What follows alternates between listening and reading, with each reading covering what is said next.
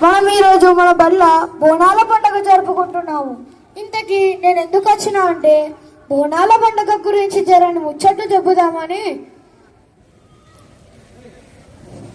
మన తెలుగు సాంప్రదాయం ప్రకారం అమ్మవారు ఆషాఢ మాసంలో అమ్మగారింటికి వస్తుందన్నట్టు తెలంగాణ జనాలు ఆడబిడ్డని ఎంత అపురూపంగా ఆహ్వానించి చూసుకుంటారో అమ్మవారికి కూడా అంతే అపురూపంగా చూసుకుంటారు. తెలంగాణ బోనాలు ఇప్పటి ముచ్చట కాదు, వేలేళ్ల కాంచి జరుగుతూనే ఉన్నాయి అని మన తెలంగాణ చరిత్ర చెబుతుంది. అయితే ఇది కాకతీయ రాజుల కాలంలోని ప్రతాపరుద్రుడు గోల్కొండ జగదాంబిక ఆలయంలో బోనాల సమయంలో పూజలు చేశారని మనకెంతో పేరుంది. ఆ 600 ఏళ్ల కిందట శ్రీకృష్ణదేవరాయలు 7 కోల నవదత్యాలు నిర్మించి బోనాలు సమర్పించారని చరిత్ర చెప్తుంది. గోల్కొండ శ్రీ జగదాంబమ్మ వారికి మొదటి బంగారు బోనం చెల్లించుటతోనే షురు అవుతుంది ఈ పండుగ.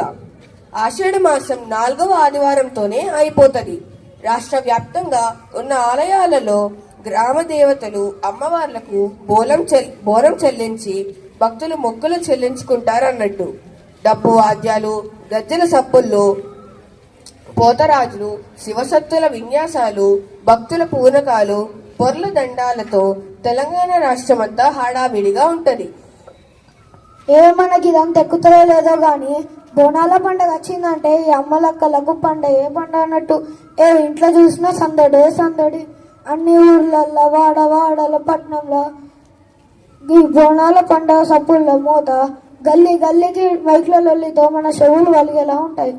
ఇలా చెప్పుకుంటూ పోతే పొద్దు ముక్కుతాయి. కానీ ఇక నా ముచ్చట ఆపుతూ ఒక చిన్న మాట చెప్తా. అదేంటంటే గిట్ల మాకు బల్ల ఈ ముచ్చట మీతో చెప్పడానికి ఛాన్స్ దొరికినందుకు మాకు మస్తు ఖుషి అవుతుంది. ఉంటాం ఇక.